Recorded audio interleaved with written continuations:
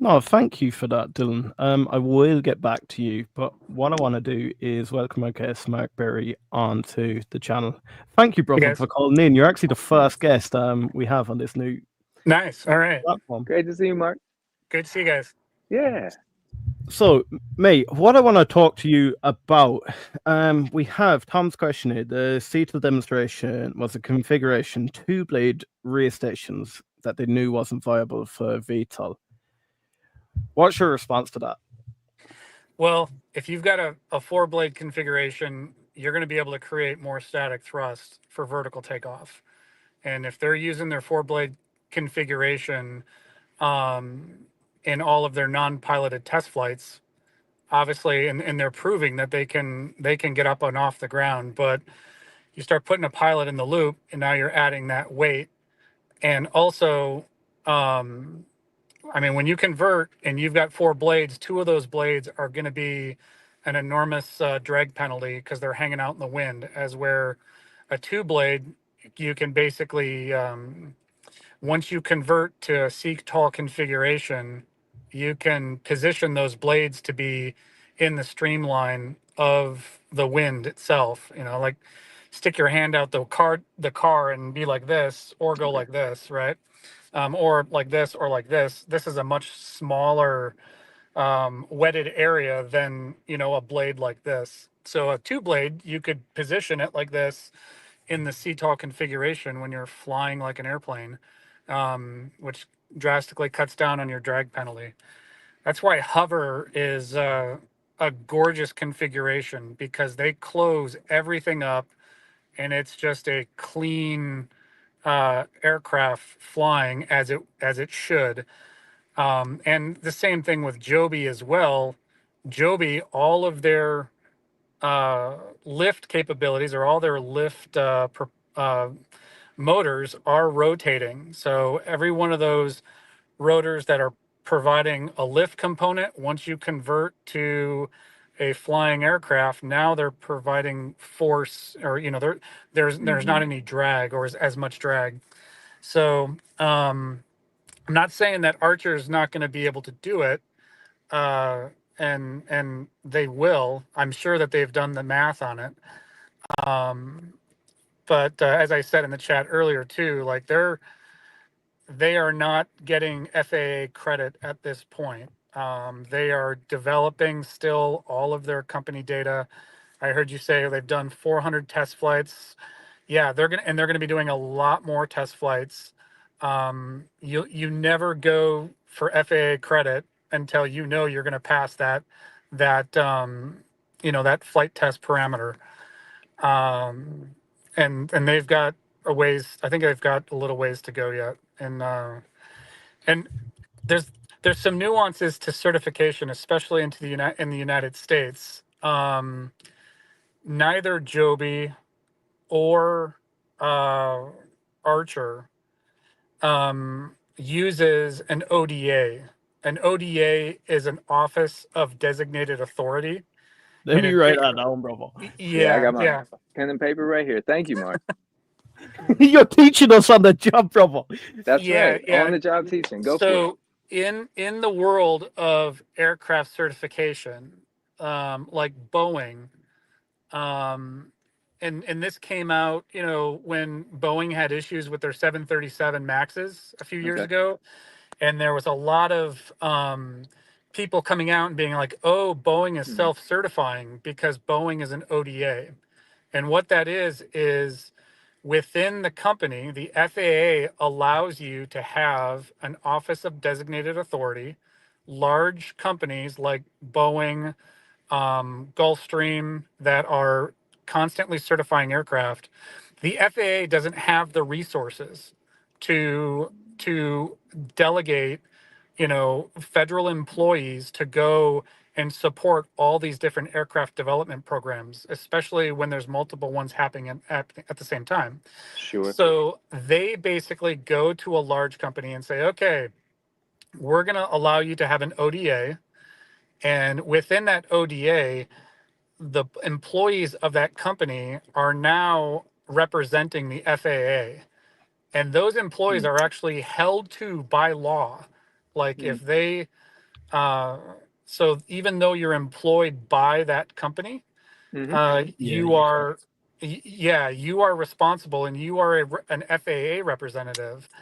And there are very, very strong rules within within an internal company like that, that if you start, like, fudging the numbers, or you start representing the company to where something's not safe, Sure. or you're cutting corners, you can be legally liable, like, in a big way. So anybody who uh, is an ODA representative, and has the authority to represent the FAA within a company, they hold a very strong weight. So this is how Boeing can certify, multiple aircraft programs at once. And there are constant cert programs going on at Boeing and at all these other larger companies like Gulfstream and Bombardier. Um, Perfect example: HondaJet did not have an ODA. So when HondaJet wanted to certify, every single one of their engineering documents had to go to the FAA, and it had to be signed off. And so to jump to that, I highly doubt. I can't confirm it, so I won't confirm it. But I highly doubt Joby or Archer have an ODA internal to their design process and their certification process. So to coordinate, a lot of their coordination now has to go directly through FAA representatives at at their local office, which is a FSDO. Um, and there's multiple FAA offices. There's one in Atlanta. There's one, I believe, in Seattle. There's Do one you in mind repeating Los that one Angeles. again, Mark, if you don't mind? What was the first one again? What was that? Of that location, what was the first one again? I'm sorry. Of Atlanta. Atlanta. Okay. Yeah, like there's multiple different offices that if a certification program is going to come about. Case in point, Gulfstream's located in Savannah, Georgia. So their cert office will be out of Atlanta. It's kind of regionally based on where you're doing your work at. Um, so to jump forward, I highly doubt neither of these smaller companies that are just coming out of the gate have an ODA. So if you are going to you're going to really kind of be dictated by the FAA then, and their resources that they're going to be able to provide for this certification effort. Both Joby and Archer will experience this. With that said, with the current administration just coming out with the executive order saying we want eVTOL to be we don't want to lag behind, that in itself could be a good indication that the government is saying this is very important. So anything the FAA needs to help push these through is, we're going to provide it for you. If you need to hire more people, if you need to, transfer resources, that is a possibility, which is a great thing, and it is great for the eVTOL space. But at the end of the day, when it comes to getting credit, and you'll hear them say that, like right now, Joby is saying they're in the fourth phase. Their fifth phase of certification is for credit, which means they have gone through all of their company tests. All of their test plans have been approved, and they've actually run all those tests, most likely internally, so they know they're going to pass those tests. And then finally, you go with an FAA representative and you start ticking off all of these different criterias, to say, yes, this is a certified aircraft at this point. And it's not until all that stuff is done and you've gotten all that credit that the FAA says, yes, you can go ahead and put passengers, and this aircraft has a type certification. So, Archer, and I'll Dylan, with you as well. Yeah, sure. You look at Joby. I think Joby did their vertical takeoff with pilot in the loop, converted, flew, and came back and landed. I mean, that's the name of the game for this space. Otherwise, just go build a regular airplane. So it's, in my opinion, I think Joby's a little bit further ahead of the game. But also, I don't want to knock on Archer because it's their test program. Who knows what kind of type of data they're trying to get at this point, and what is happening behind that wall. They could be. I mean, the beauty of both of them is they got $1 billion in cash, or $2 billion in cash. So Fair me point. as an myself as an investor of, of both of them, that's like, hey, they're gonna get there. They will get there. They can at this point throw money at the problem, and with their stock price continuing to go up, that gives them a lot of options. So, Yeah. I'll speak for both of them. Mhm. I mean, I've had some colleagues that have worked at both of those companies. I have not. Unbelievably talented engineers, and the beauty of this space right now is the people that are working for those companies are extremely motivated. And Mhm. it's kind of like if you go work for Tesla, or you go work for SpaceX, or Yeah. even Rocket Lab. Those engineers love what they're doing and they believe in it, and if they don't, they'll leave. They go somewhere else in the industry. So they're going to get there. It's just going to be a question, and I fully believe both Joby and Archer will get there. It's a question of when they get there. And um, and right now, I think, I personally, I think Joby's a little bit further along. I'd agree. Joby's a much quieter company. You don't hear Yeah. there, Yeah. and they've been just diligently working away, and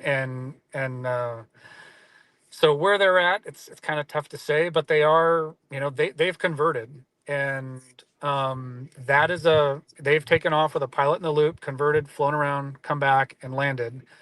And so that was huge. And when they did their whole hydrogen thing last summer, I Mhm. mean, that kind of knocked my socks off from just hey, look what we've got working in the background. Because I guarantee, if they have that, they've been working on that in the background for a while. And the fact that they've got aircraft out at Edwards doing testing with Absolutely. pilot in the loop, they're quiet, but I guarantee you're going to see. I can't guarantee anything. I won't say that, but I got a good Yeah. indication Sure. you know, you're going to see some really good things coming out of Joby. But also, like, I mean, you can't fault, or I'm not going to say anything bad about Archer as well, simply because they've got Andril now, and even though they didn't say a whole lot in their conference call about it, um, you know, Palmer Luckey is the type of guy that he'll just throw money at something to be like, I want to get this done and get it done quickly. So, um, case in point, I mean, it's for me as an aerospace guy. I've been in aerospace my whole career. It's really exciting, and I think from an investor standpoint, it's an exciting time as well. And which would be your highest conviction? Would you be a Joby man? Would you be an Archer man? Or are you heavily invested in Harvard themselves? All right, so who's going to get to the finish line first? I would I would go out on the limb and Well, say Joby will probably get there first. Um, but that's also kind of a gray area because both of them want to fly in is it UAE, correct? yeah. Yes, sir. So the UAE does not necessarily have to say, yeah, you got to have FAA certification. Yeah, great point. I would expect they would, and from a safety standpoint, I mean, all of these rules are written basically in blood over 100 years of aircraft development, and there's a reason why aircraft in the United States are safe, and in Europe, basically just in the first world countries where they're modified. Yeah. Um, so I mean, but they could get potential. They could say, the UAE could say like, hey, we want to showcase this. We want to show the world that we want to be on this new wave of technology and human mobility. And if that's the case, they may, lighten up some of the rules just to promote their capability. And if that is the case, they don't have to have FAA certification. They could just say, yeah, put people in these airplanes and let's start going. But that comes with some added risks. But to that said too, I am very confident that Archer or Joby or anybody in the aerospace industry, they're not going to deploy an asset unless it's safe. Yeah. Like these things will be safe, and there is such an added element of safety with these flying configurations now. Case in point, I mean, they just Archer flew in a CTOL configuration, which basically goes to show that, okay, if you're out flying this thing and it has a failure and it can't go into the vertical mode, just go land it at an airport. And now you have that added feature, where with a Can I regular airplane you don't. can I throw something, maybe a hypothetical question back to you on that one, Mark? So, Yeah. would Joby have the ability to land CTOL if needed, just in the sense of their design, or is there Mhm. is there anything that could just, yeah, honest question. Yeah. Um, I mean, their rotors sit up off the ground, so they're not. It's not like a what's the marine Osprey? The Osprey, the Yeah, rotors sure, are sure. the rotors are so large, you have to land that in a vertical configuration because those rotors will hit the ground. Um, yeah, I would highly suspect that Joby will have that capability as well. And you'll probably see that demonstrated uh, soon, or at some point in their flight test program. I'm sure they will be demonstrating that. Um, I think I saw them demonstrate rotor out capabilities. Both of them have demonstrated rotor out capabilities.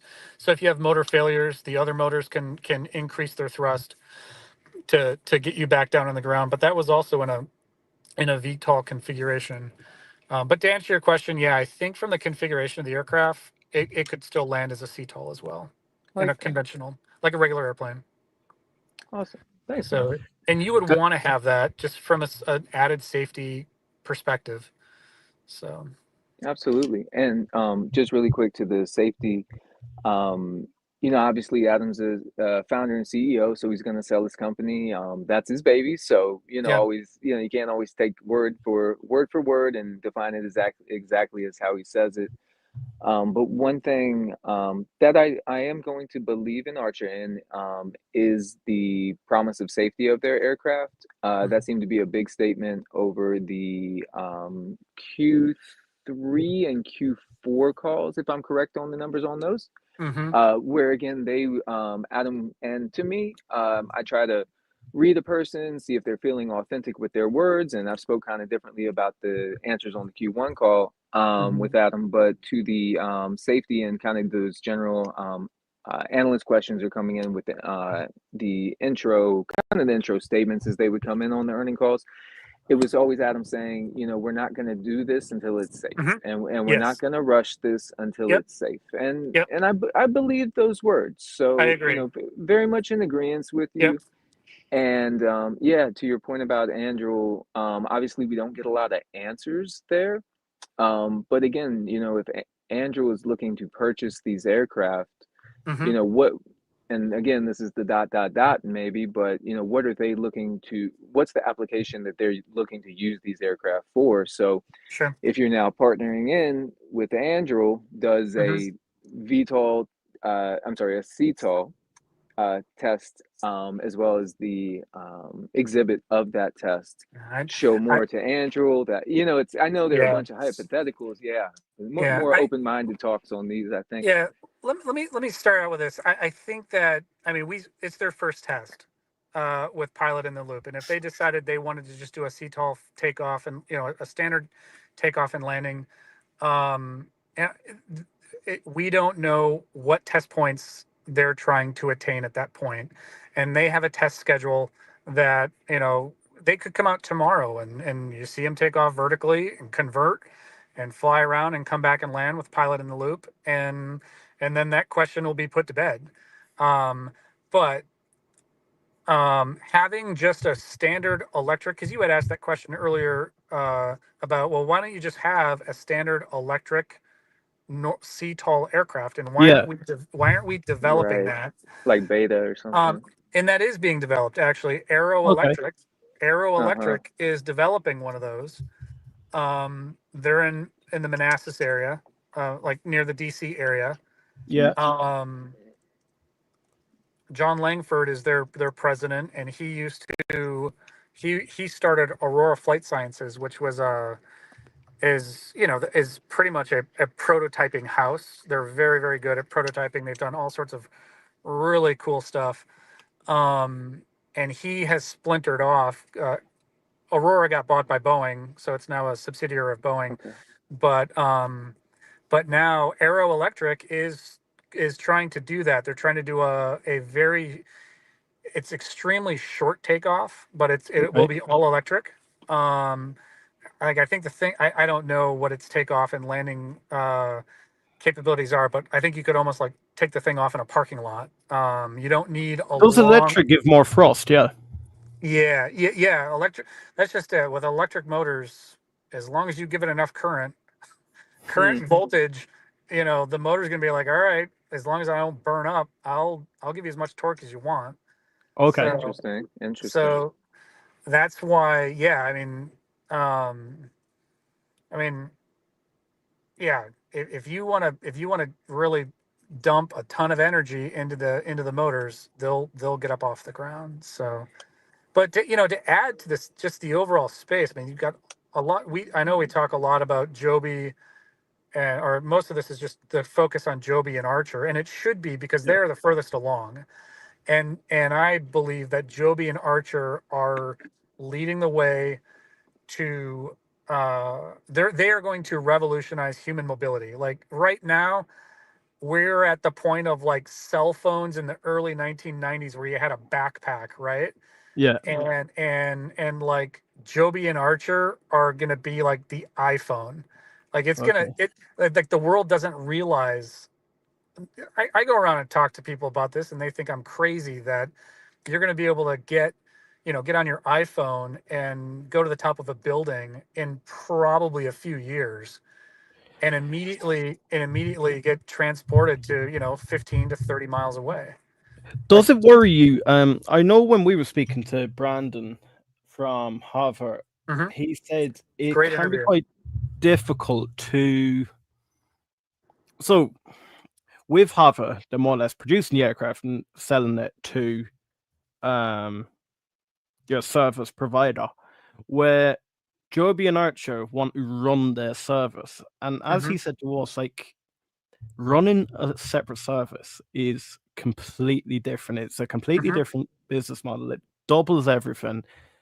We like to say, like, Boeing, Airbus, they don't run their own airliner. Yeah. So, I think there's even a law against it oh, is there? for Boeing. Yeah, I will check. Let me look into that. Next time we talk, I'll Yeah. speak to that. But I believe there is, because back in the day, I think like Pan Am was part of, or there at one point you had an OEM which was also providing the service. And I mean, you haven't seen that since the very beginning of large transport. So I don't know if that applies though. That does not apply to Joby or Archer. They'll basically get a charter 135 certification, and that will allow them to provide whatever on-demand service they want to. There's different. There's like a 135 charter in the United States is something another process someone has to go through with the FAA, and that is all born also on safety and maintenance records and having people in your organization to make sure that these aircraft are going to be taken care of. Like myself, I'm a pilot. I could go get a commercial rating. I just can't go and just start flying people around and advertising for it.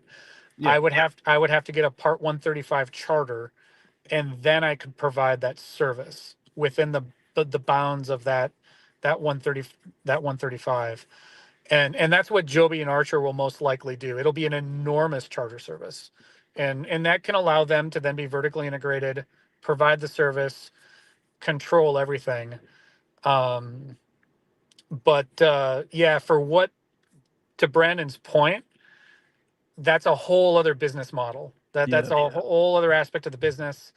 You know, and that yeah, it's just which direction would you want to go with something like that. I'm sorry. Next time we interview Brandon, you're coming on with us, brother. Okay, I'd love to chat with him. It was a great interview you guys did with him last time. No, thank you.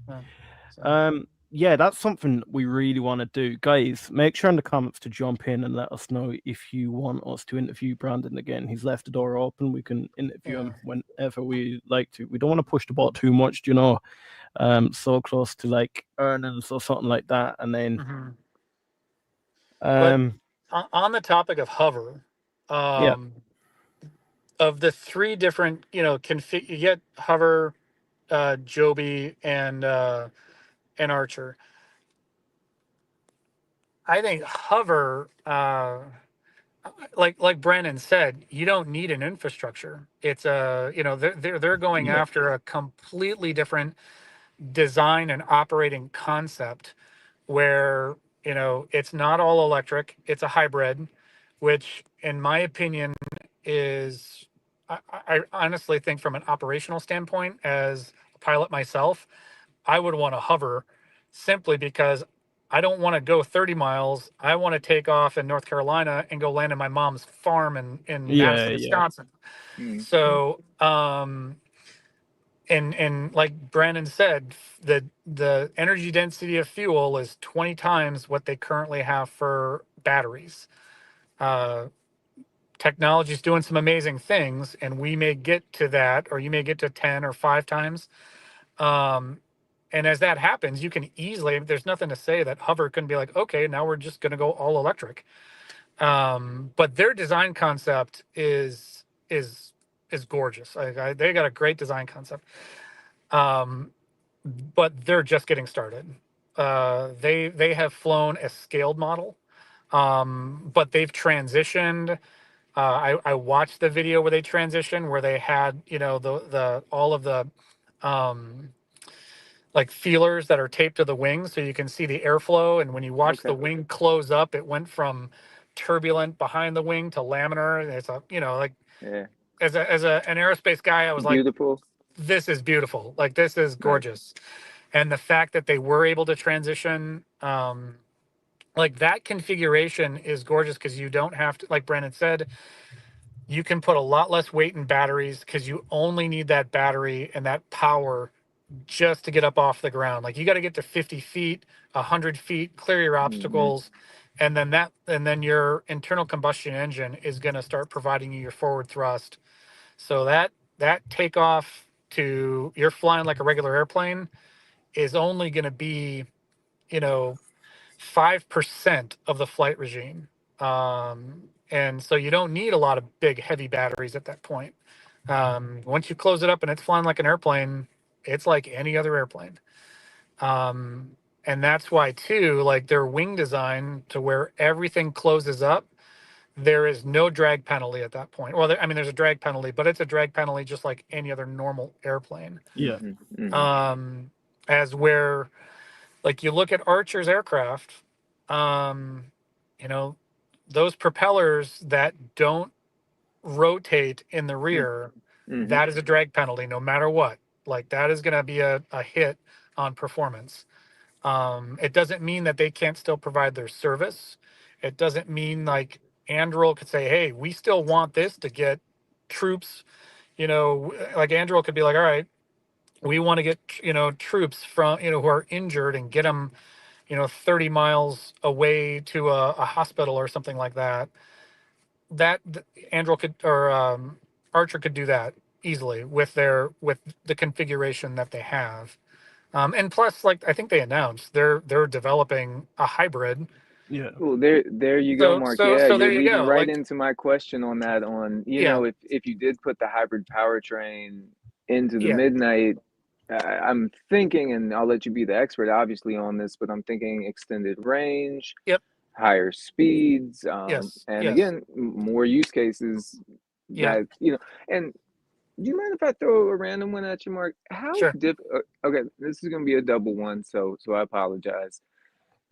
How difficult is it when you have your aircraft, if you have two different powertrain systems, one Hmm. that's hybrid, one that's fully electric, to be able not to convert like one aircraft? You know, it's like you would have your design, but it would be the powertrain that would be different for Hmm. like who you're selling that aircraft to, or you know, Hmm. dot dot dot on that. And um, yeah, just kind of is it feasible? It can basically with the aircraft, can you keep your design but run it with two different powertrains, or and also to Yeah. the oh I'm sorry, to the cert part of it. You know, can you cert your aircraft? I'm assuming then you'd have to start it under both powertrains, or Not necessarily. okay, Um, in my opinion, two segregated powertrains is to your benefit. Um, okay, in the and again, I don't know what Hover's configuration is, if they plan to actually just be running like an APU, an auxiliary power unit, which can basically be like a, like every aircraft, every um, large aircraft has an APU, and it's basically a turbine running and it's what's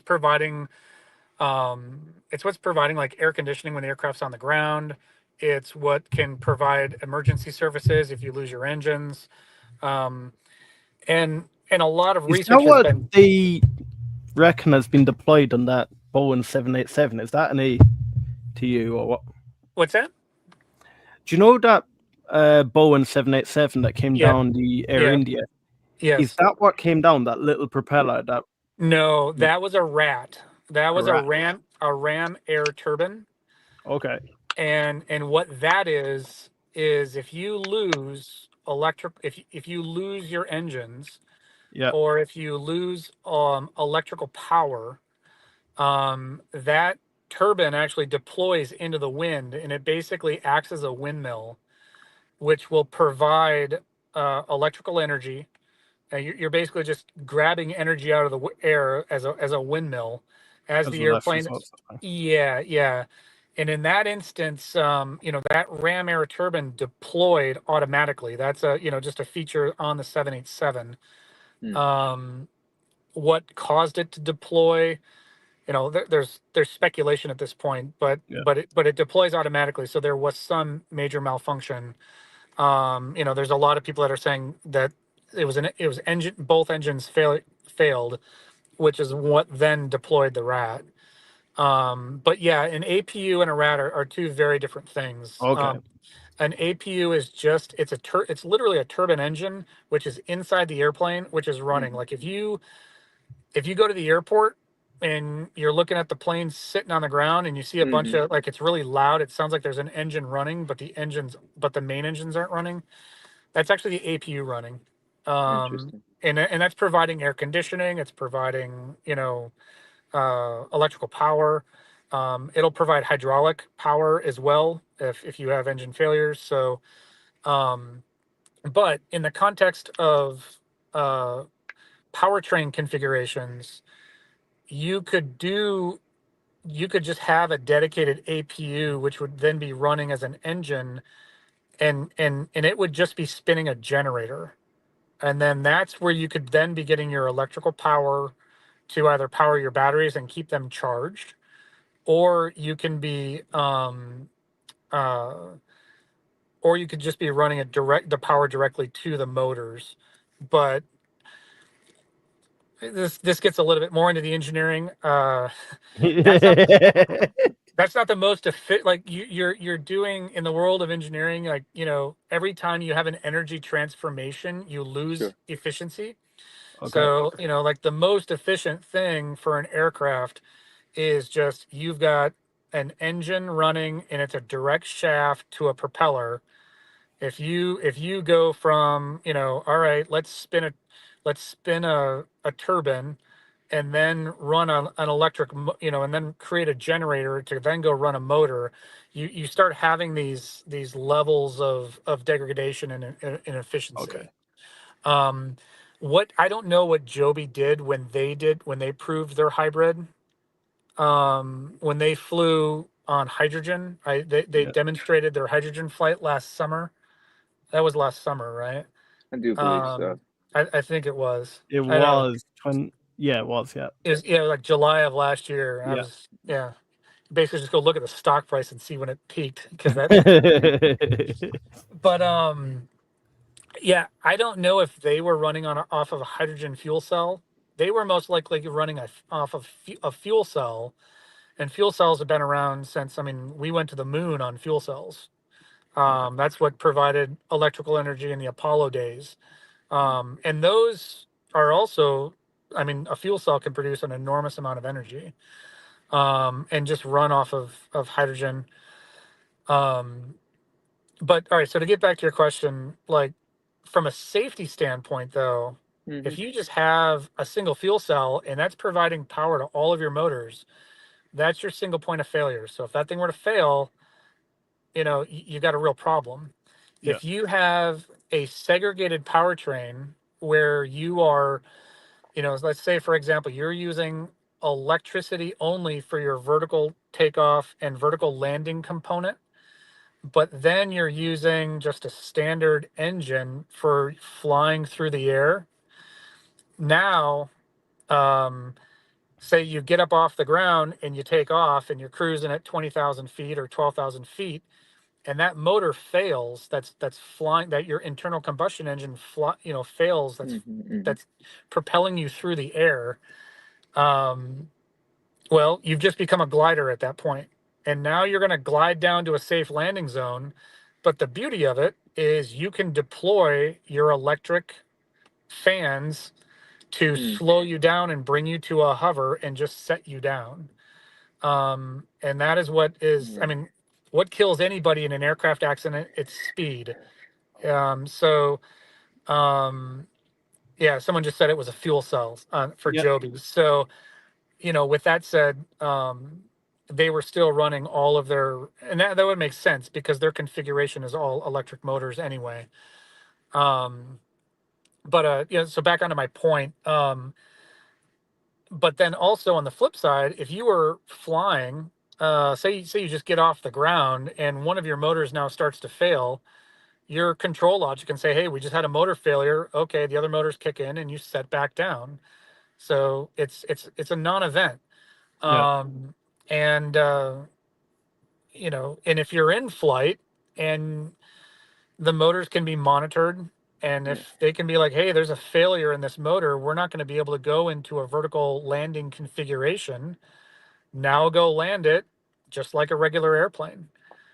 Just go to an airport with a runway and go land it like a regular airplane. So, and then to even add more to it, you're out in the middle of nowhere and you have some, your main thrust motor fails. You go land the thing in a field somewhere Sure. and, pull up a semi truck next to it and vertical take off and land it on the truck, or go bring in a new motor. You're not going to lose the aircraft because it lands, you're Interesting. case in point, like Cirrus aircraft. They're famous right now. They're private airplanes sold in the United States. They have a parachute. So if you get in an issue, it's a single engine airplane, and it's the most popular selling airplane in the last 20 years Yeah. in general aviation.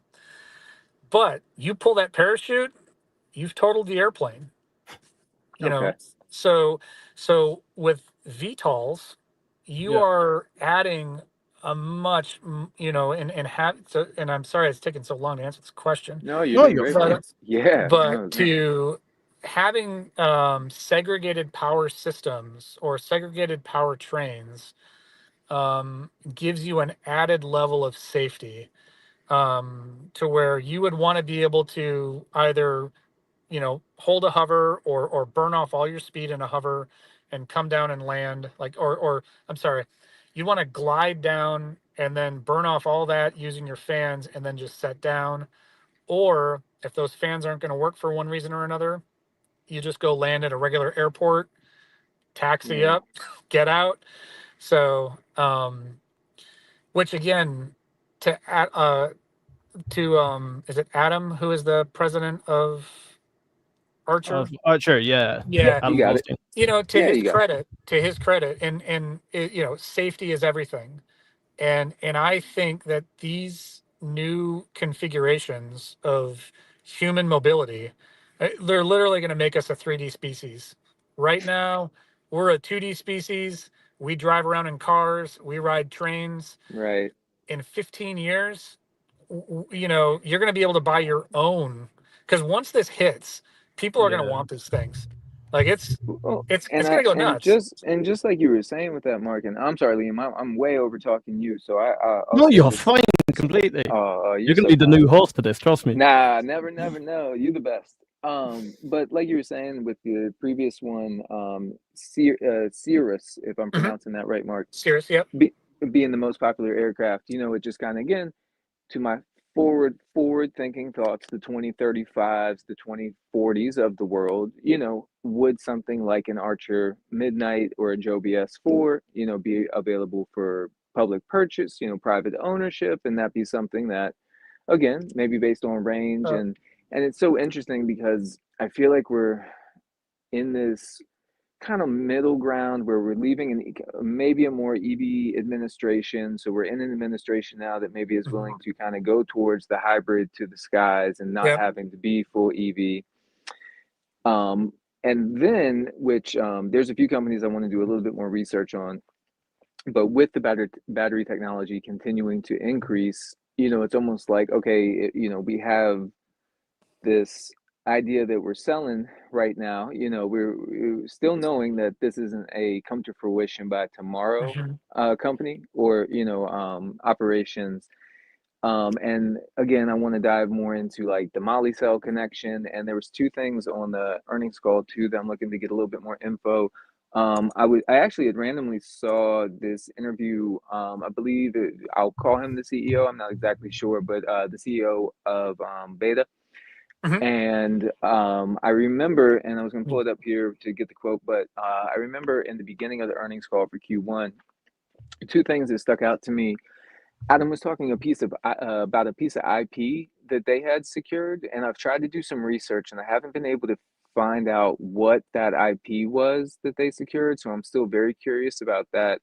And they Yeah. brought up Beta Technologies on that opening statement as well. And when I saw that interview, I mean, the Beta CEO was basically talking to the analyst, and he was like, "Hey, you want to come see our flight or our test facilities?" He was like, "I'll Yeah. fly pick you up, and we'll take the whole electric flight right on back." You know, so Yeah. I don't know as much on their testing and range, but yeah, go for it, Mark, Yeah. if you have. So a CEO can say that, and he can do that. Because I think Beta just flew passengers. Oh, okay, okay, It just literally came out. A buddy of mine sent it to me the other day. Um, so Beta can, but it's an experimental airplane. Right now, all of these aircraft that are flying with an experimental ticket on it. That doesn't mean that they can't put passengers on it, but those aren't paying passengers. They're not, you know, so when you see, you know, when you start seeing people flying and they may be dressed up as just civilians and, oh, yeah, we're flying right, passengers, right, you're not getting paid for that. That is, you know, at least in the United States, you're not getting paid for that. So now the fact that they proved that they could take four people and fly them someplace and land them, that's an enormous accomplishment. And it's a yeah, fantastic PR accomplishment. Um, but right now, Beta's aircraft uh, is an experimental airplane. If you were to, you know, go and look at any one of these airplanes, it's going to say experimental somewhere in the cabin because it's not certified yet. So Did I answer your question about that with beta Yeah, and no, high absolutely. peaks? No, absolutely. And I'll just kind of wrap up the thought so it wasn't so ambiguous as well. No, but absolutely, you filled in so much color. So yeah. Yeah, Thank you, Mark. Absolutely. yeah. And it was something Adam was talking about. Initially, he was talking that they started with Maker, the sub 5,000 pound Hmm. aircraft with 40-foot wingspan. So it was kind of like that dig at Joby, almost being like we had the S4, but wasn't going to have the payload, so we moved on from it, Yeah. and all that back and forth between those, Adam going back and forth. And he said the second key decision we made was to shift away from pouch cells used in Maker. So I'm not sure if Joby used pouch cells or another form. It said, and they moved over to, no, I'm going to pronounce this wrong, but if I do it slow, I'll get it right. Cylindrical cells used in Midnight's battery pack. And the decision was made based on decisions were made based on concerns on safety and the reliability of the pouch Hmm. cells that were available when building Maker, and because they were the resources were generally Chinese suppliers. And it was saying the above battery packs, and this will get into the beta part. The above battery pack concerns were around safety, certification, defense, and tariff perspectives. This led to the decision to partner with Molicel on aviation specific variant of their cylindrical cell that offers both high power and energy density. And so just yada with that, and the cylindrical cell is being used by others across industry, including Beta. And the advantage that we, Archer Beta, FAA, and Molicel get from this is the joint effort of sharing tests and reliability of data across programs. So Yeah. I mean that just sounds like they're looking ahead to, okay, all right, what's going to make the most sense from a energy density, supplier base, and also, I mean, recognize any of these batteries are going to have to also be certified. Like to use these batteries on any of these aircraft, they'll have to go be certified, and their processes will have to be certified. So um, that might have been their reason for transitioning to a different battery type. Could have just been, well, we're doing this so that we can get through cert. Um, sure. but yeah, I I didn't really read into that. So, or I didn't. I don't know. See, this is it. Oh, I don't know a that's whole why lot we're a about. team, Mark. That's Yeah, I okay. don't know a whole Yeah, lot yeah. about battery technology other than, you know, V equals I times R. So, No, that's okay. Yeah, but no, this is great. but with that said, Yeah. yeah. But again, I think, like I was saying to Liam, like I think we're in 1992 with cell phones Yeah. right now. Like this space is so early along, but I mean, there's some big money that's already looking at it. Like, the woman Mm-hmm. that runs Arc Invest, Sure. she's constantly coming out and like, she's like, I'm big on self-driving car. I'm big on, humanoid robots and Yeah. automation, and I'm big on eVTOL. Yeah. Yeah, So, Kathy Wood, that's her name. She's you got it. constant, so she's throwing a lot of people's money at this space. And I think that, so to answer your question too, you'd asked, well, what is this going to look like in 10 years? I think in 10 years, you already have the automotive industry getting more involved. Um, you've got, Joby is teamed with Toyota, correct me if I'm Mm-hmm. wrong. Yes, sir. Yep. And then Stellantis is teamed with Archer, which again, like, I mean, I love Hover so much, and their market cap is so low, and it's only going to take a couple of people to be like, that is a winner, to where you're going to start seeing a lot of money coming into that But space. that's the thing. That's what we Yeah, said. yeah. Like genuinely, if any sort of major player goes um To Hover. into Oh, HOVR, like we yeah, seen over Friday, they had a partnership. Was it for? We'll get into it in eVTOL Weekly, but they had a partnership for propellers, yeah. and MT props. yeah, and Mm. it just skyrocketed. I think it's Yeah. up 308% the last month. Oh, Oh my God. I know. Yeah, it was Good job. Good glorious, job, glorious, Hover. glorious day on Friday. Good job, Mark, and all HOVR investors. Good job, Yeah, guys. That's yeah, yeah. awesome for you guys. They were rewarded for it. So That's And you know what it is, yeah? I got so excited when we interviewed Brandon, and then it was me and Reese were talking. We're like, we love Brandon a lot, but we need to speak to someone else. And I think you've more or less cleared up my mind now when it comes to Harvard's design, because how we thought of it, and this is no disrespect to Brandon at all, I think he'd completely understand. But we thought if we interview any CEO, they're going to tell us that their product is the best. But the fact now, speaking to you, Mark, and you more or less suggesting that Hover design-wise is an overall winner. but they are also very, very early in the stage. Like they have not, they've demonstrated their scale, their 50% scale model. And I think I watched an interview with Brandon where he says obviously teaming with a propeller company is a really big deal because now they can start developing that that very key critical component of their next size aircraft. I think he made a comment that he wants to be able to produce 600 pounds of thrust out of one of his propellers, and if he's got 8 across the wing, you can just start doing the math that thing's gonna it's gonna pick up a lot of mass. And ducted fans also give you a little bit more of an aerodynamic boost than just an open rotor does for Could aerodynamic you ever purposes. see Tesla in the space? I've so it's interesting. Musk has said before, obviously he's all about efficiency, and in Musk's mind, it's got to be all electric. So, but they have got, and that's just it. Like in all of this space, like Textron, right? Bell Helicopter, Lockheed Martin, these really, really large juggernauts of the defense industry, it would just be one of them to be like, all right, we're taking that technology. We're going to buy you out. We're tapping into this. Like I just said, like it's just getting started. We're not even to the BlackBerry and iPhone shows up, right? So I like like it. I like it. this space is just it's untapped.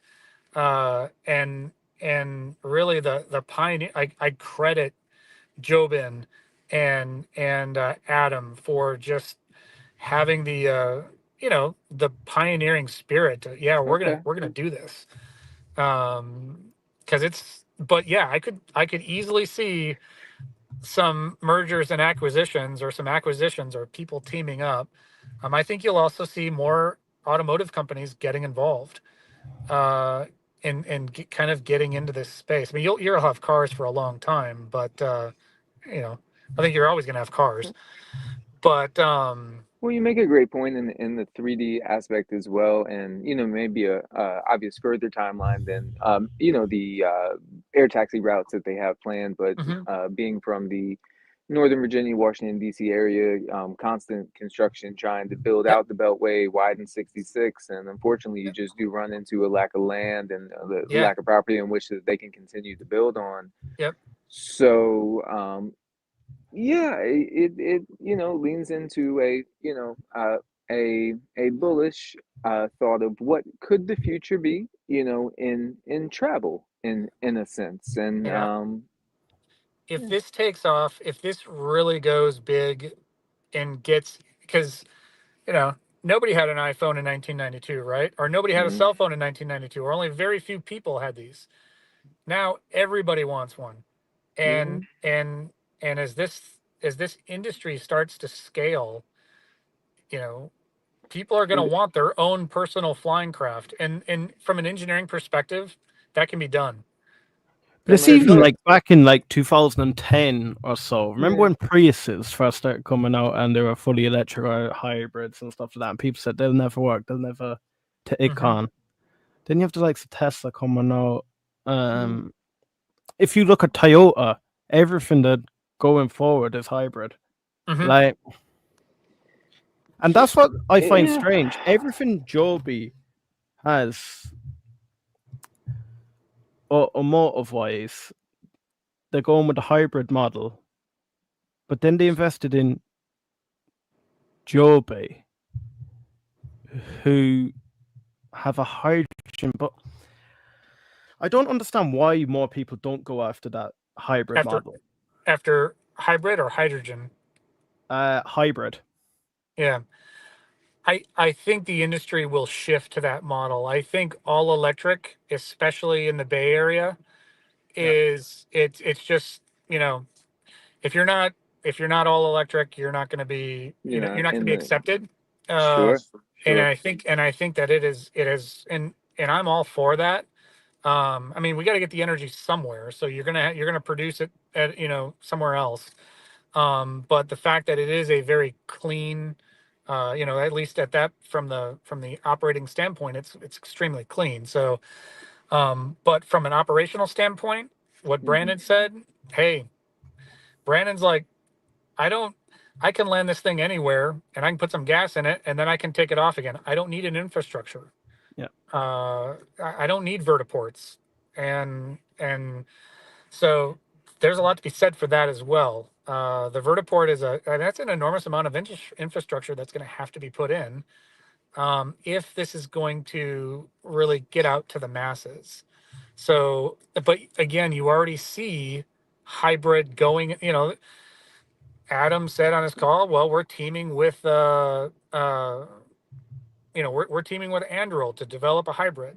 Joby's has already demonstrated a hybrid, even though it be hydrogen.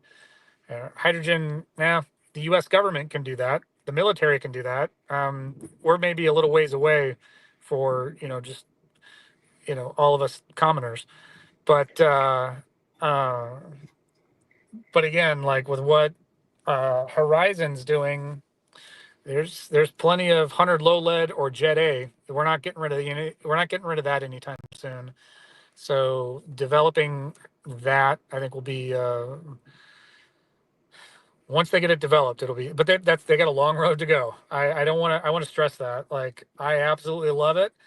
I think, you know, their stock price is gorgeous right now. Their market cap is tiny, and there's a long way to go. Like, it could just take one or two people to be like, yeah, we're gonna fund this because this makes sense.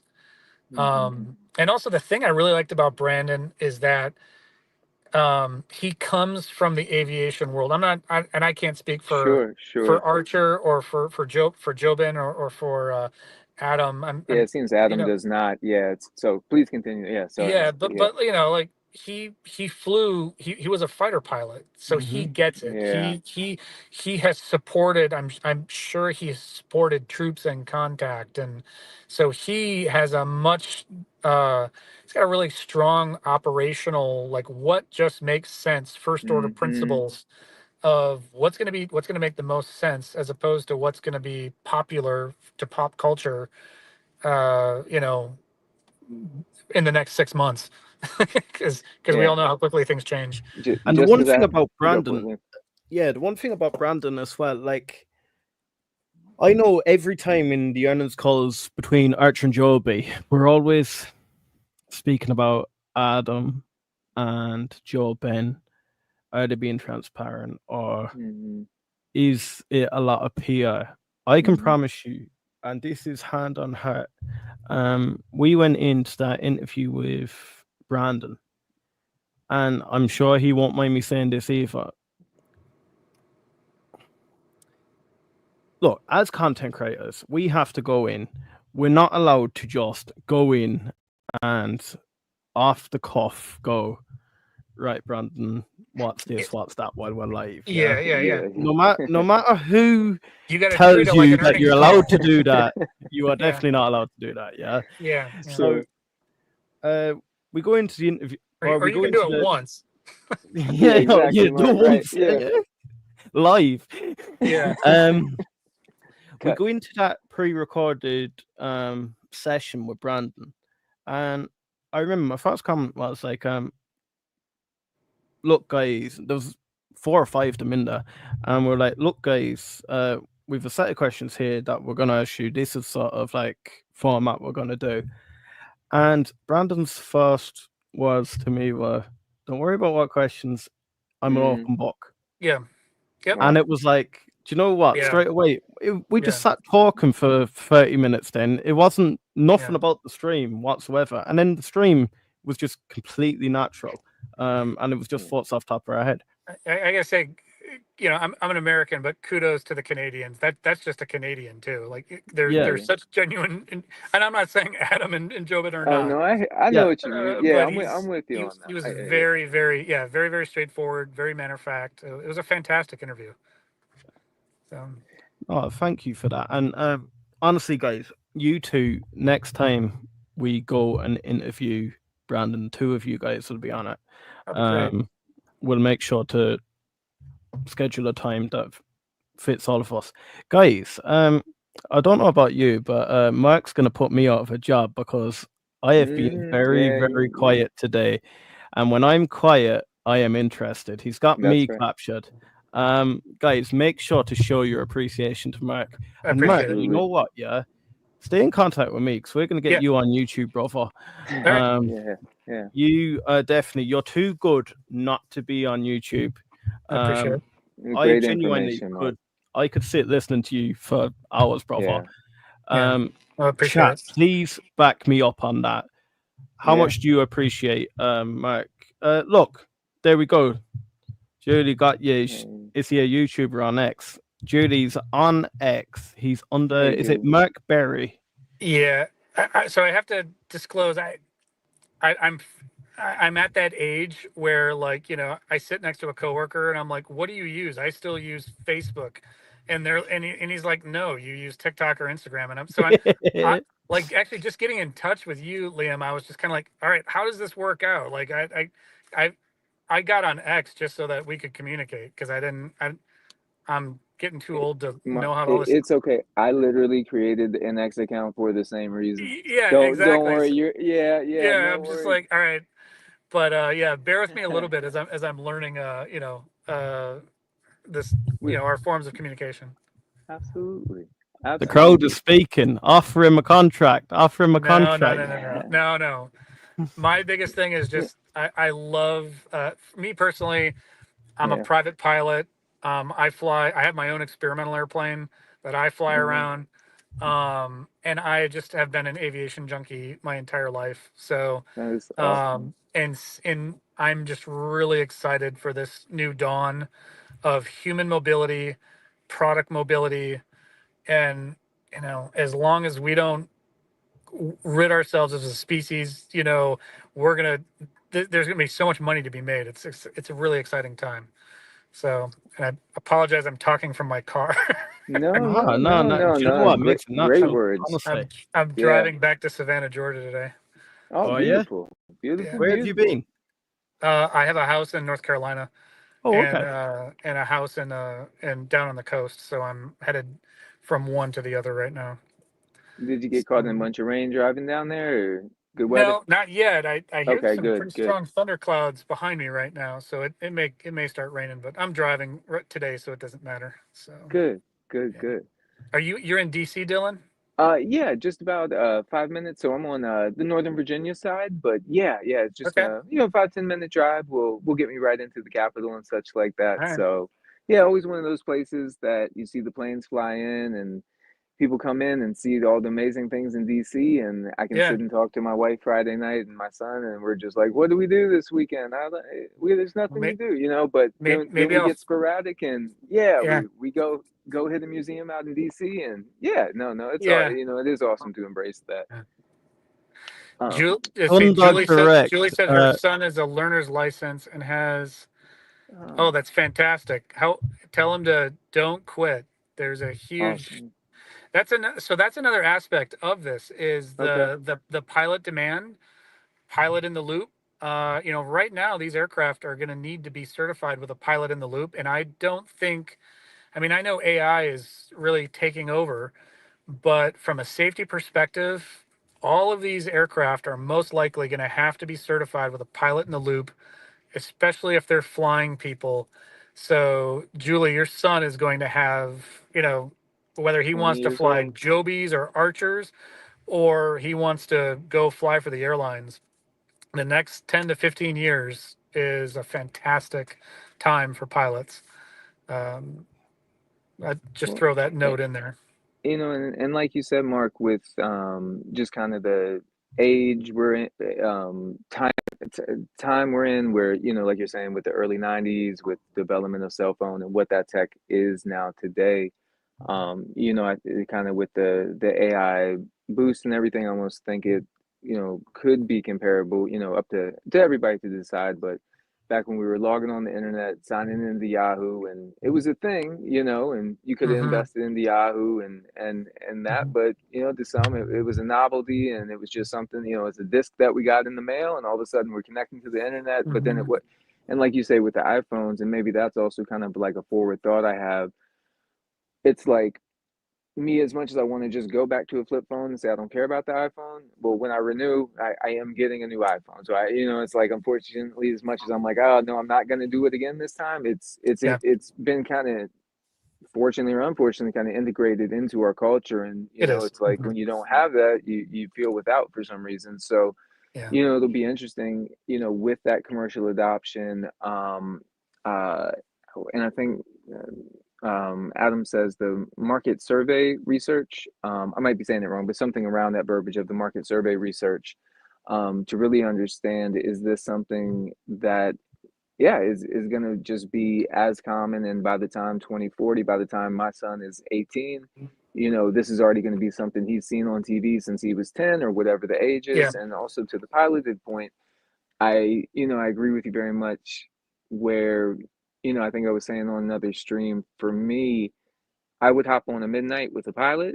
To hop on today with it strictly being AI flown, Mm-hmm. I would be nervous, Yeah. Yeah, I would. and even if that aircraft was flying all AI, and it was just a human pilot sitting there that, like, literally couldn't even flip a control if he wanted, but Mm-hmm. it's like that human, and Yeah. that's just It's sometimes like the by train nature. conductor on the elevated train, and yeah, they're Yeah, just sitting up there exactly, for the exactly. ride. Yeah. Exactly. Yeah. It's like, But but there's he's still somebody up here. there. Yeah, there's somebody Yeah. up there that looks official, flying this thing. Yes. So Yeah. no, I think it's great points. Yeah, And Julie, yeah, bless your son, and all future successes. Yeah, all good energy sent to you and your son. Man, Tom says, let him know if you're ever near Asheville. I just left Asheville, Tom. Ah, I was in Swannanoa about 30 minutes ago. Well, an hour and a half ago. So, right.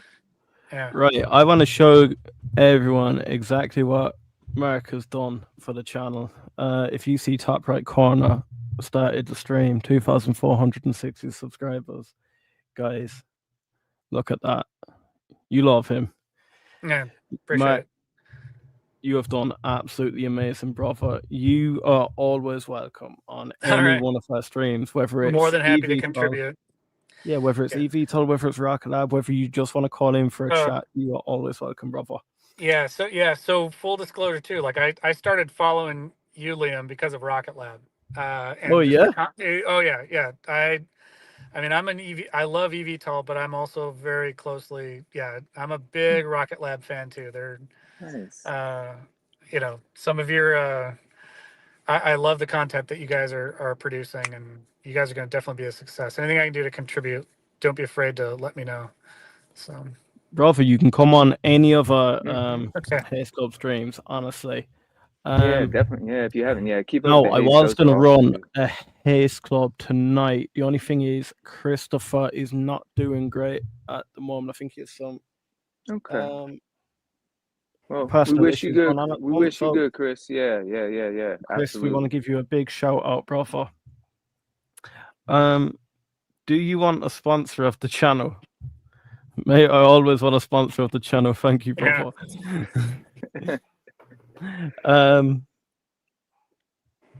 I'll give you a brewery tour. I own a Whistle Hop. Okay. And hook you up I with some think you're getting the beer. Just invite, don't Mark. drink and fly. All right. I think maybe you need to come down to Asheville, and we'll do a live from the brewery. How about that? Is there any rules against that? Do you know what? You know, That come. wouldn't be a bad shout, you know. convince people we could go around and start asking. Hey, we could go on the street and just do like Jay Leno and just ask questions like, hey, have you ever heard of an eVTOL? That's so interesting.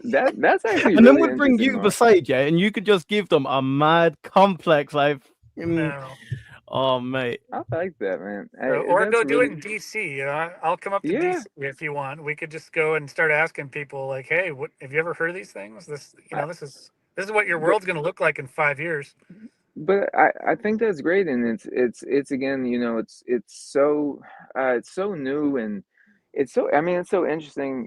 It's like you have me that got into it for reasons of just, and like I've said, I had no clue of why this company paid whatever they did to Usher to get a commercial, and that was like a Mhm. year before I was even investing in the company, and that was like the Yeah, only video I could find. I'm just like, seems odd that they're going to spend that money. So let me at least see what this yeah, company's doing. And, the more unfolded, I'm like, okay, I like the technicals and, the potential inside of Archer. And yeah, then, having you is so much like flight time for you, Mark, having that angle of an investor. So something that's maybe yeah, attracted you towards the space as well. And, Liam as well, with, the Rocket Labs and the eVTOLs, it's so interesting to see what does bring somebody in their interest, either to the retail space and yeah, also, like you said, kind of informing that public that may not be in the know. And I'm also curious, and I need to follow up on this,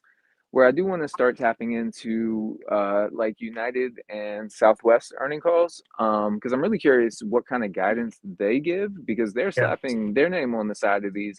So I'm curious for their share prices, or I'm sorry, shareholders or stock prices, if there's anything of that forward guidance where they're like, we're doing this and booking this, but hey, within a year we expect this yeah, out of our eVTOL, and yeah. what.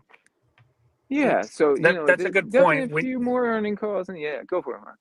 Yeah, When you start seeing the customers like United, uh, or there's Archer being the launch customer for the Olympics.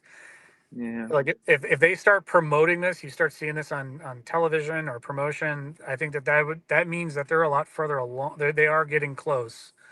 United Pro, the large customers aren't going to, like, Delta is not going to say, yeah, we're going to offer this in a year.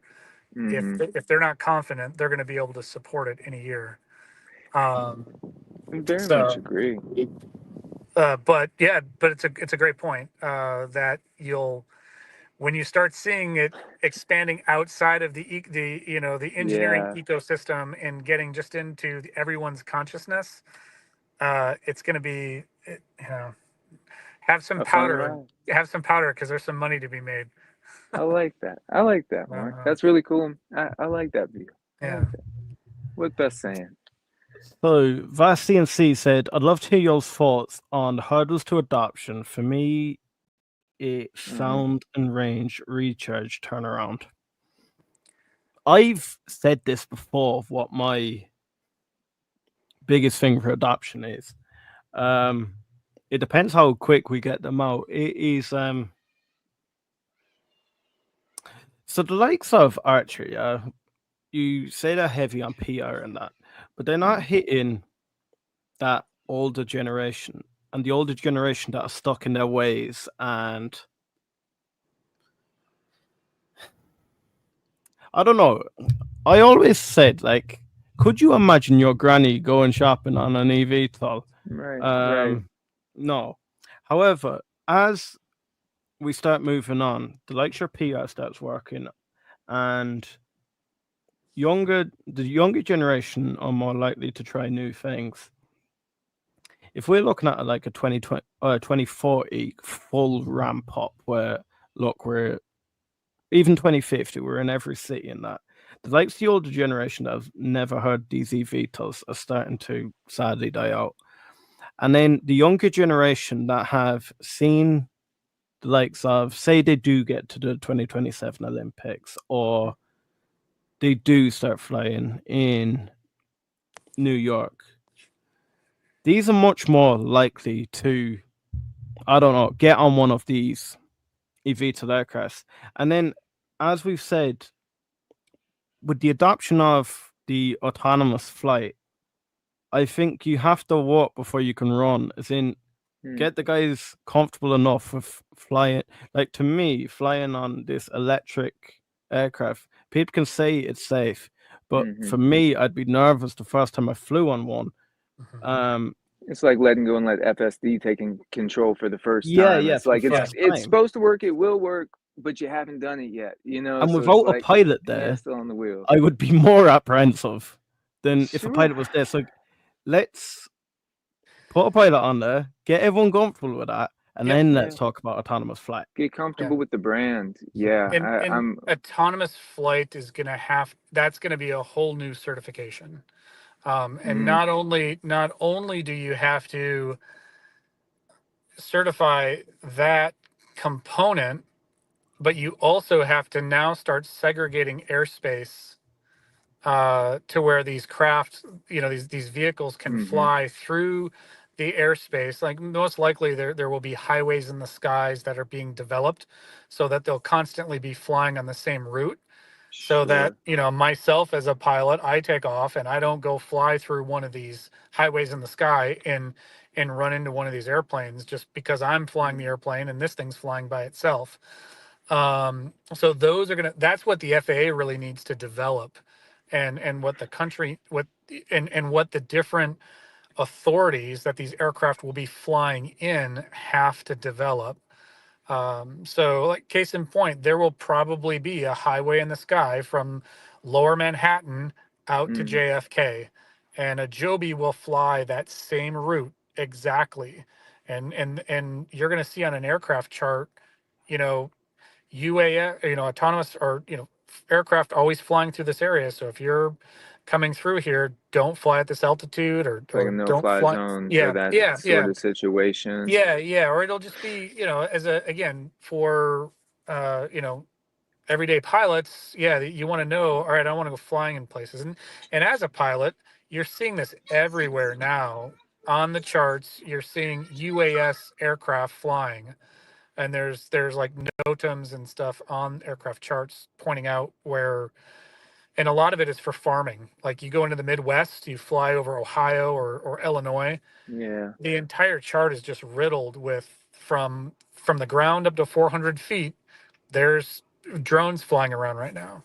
So that airspace is going to start getting stratified as these aircraft start coming online based on what their capabilities are.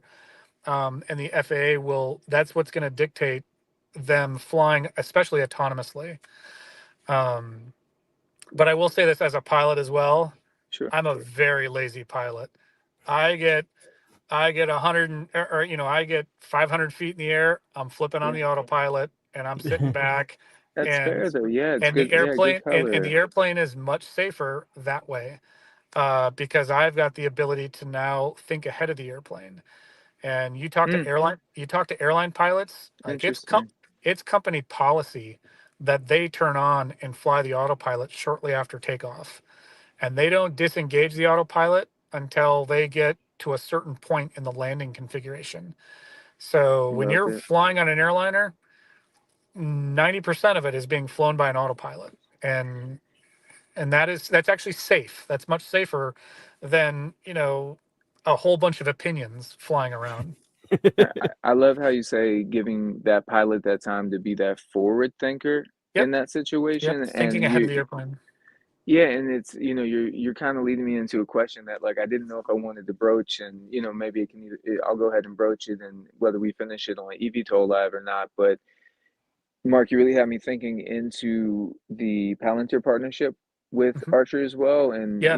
Duffy with the ATC, building out the ATCs. So Hmm. it's just more information would be great, but it's like I'm trying to wrap my head, but I'm on the bullish side of the fence of trying to understand why Palantir wants to partner with Archer and vice versa. So, why Archer wants to maybe take on another leg of business, which is like trying to provide data for this new ATC Yeah. system and all that.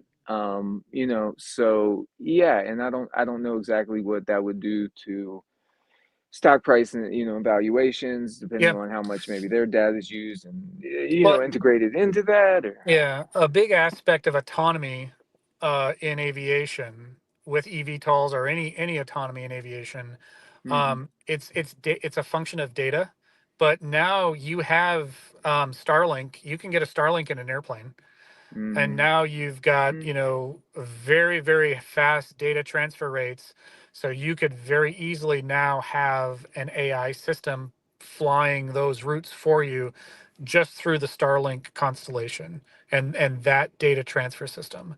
So and I, yeah, to your point, like you start linking AI into it, I think it will mm-hmm. just accelerate things all the much quicker, because the AI can go in and look at all the different safety factors and all these. You'll put in all these inputs and it'll kick it out in the most optimum fashion of, okay, this is the most efficient route for between these 2 points, and okay, now let's go and develop that route. As where again, the old days, it used to be 10 different people in a room and you have 10 different opinions and not one of them is the best opinion. uh, It's a so great point. so AI is going to, again, AI at the end of the day is just the collation of data Sure, and sure. drawing relationships, and it's going to draw the quickest relationships for it, just that. Like, how quickly do we want to redesign our airspace to have autonomous aircraft flying? And so I think it could take a little bit of time, Mm-hmm, but I think it, everything is going much faster. And to that point, like when you start to your grandfather being, or a the older generation in a self-driving car, mm-hmm. well, they've not seen it yet. But what happens when, now like the elderly, if you can't see, well, you still have mobility because you have now in 6 months you're going Mm. to have a self-driving car. That's a Wow, smart. wow. I never have. Yeah, Wow, I've So actually not thought of mind that one, blowing, bro. Mark. Wow. so Yeah, that's a or great the point. same, like I've got a colleague that Yeah, she always has to leave work because she has to drive across town to pick up her daughter and take her to yeah, some sort of a practice. Well, a self-driving car, and she's like, I don't want to get her an Uber because I don't feel safe because I don't know who's sure. driving that car. But an FSD, now it is that equation, that calculus changes. So I think with FSD coming online in the next 6 months to a year, Hmm. will usher in a lot more people being like, "Oh, we got these flying craft too. Oh man, you know, I'll get Like on it's that Yeah, okay it to might service." have the make it even hands more off the wheel. comfortable, to be fair. Yeah, yeah, but you will have pilot in the loop for the next, I think, 5 to 10 years. Yeah. It's just And I like that for the yeah, pilots as well. yeah, You guys yeah, have landed me and touched me down very safely many of times. So hmm, it's not an industry I'm not invested to rid us of pilots, and I think you guys are incredibly important and have done. I hmm, mean, I'm speechless because there's better words I could use right now than what's coming to my mind, but just such an integral part of family's life safety, just yeah, the cargo you're carrying, so yeah, it's cool to see that there's still that opportunity for somebody to want to get into aviation, have that yeah, opportunity, and yeah, maybe have that be on a midnight or a S4. yeah. Yeah, I like that. And I really think too, like if you look at just all the different use cases, Brandon touched on this, and I apologize that we're getting so late. No, you're Um, fine. uh, I mean, imagine you're driving down the freeway and you get in a car accident 5 years from now. Most likely within, I would say, 30 seconds, an One of emergency them are. vehicle, an emergency vehicle drone is going to show up on the scene because they're going to be Yeah, deployed along the roadway. It's immediately going to show up. It's going to be giving live data back to emergency services, and they're going to be like, "We got to get a flying craft, and an Archer or a Joby or a Hover is going to show up within just a couple of minutes." Like that's within the realm of possibility in just a I couple of like those years. thoughts. And so it changes just our own value of life, of like it's going to bring an entirely Well, new element to how humans live their lives. It's going to be great. And like you say, Mark, just really quick, as we talk Yeah. about the grandmas getting in the public adoption, for me, I'm turning 40 this year, Yeah. 4-year-old son. Time and energy, my energy is less, and my time is more valuable. Only in the sense of not I'm a valuable person, but just just Yeah. splitting the pie in more directions and such, more slices in life. So for me, if I'm looking at 2040, if there's an opportunity for me to kick my feet up and maybe not have to have that mental capacity for 30 minutes or an hour to, again, have to figure out the use case at that point. But, maybe that may usher in somebody like me who is like, all right, not to be repetitive, but wouldn't be awful to just kind of kick back for the 30 minutes or an hour and cruise on in. Yeah. Yeah. I think by 2040, people will be going into showrooms and buying vertical takeoff aircraft. That would be awesome. That Oh, would be 2040? awesome. Yeah, that's a long ways away.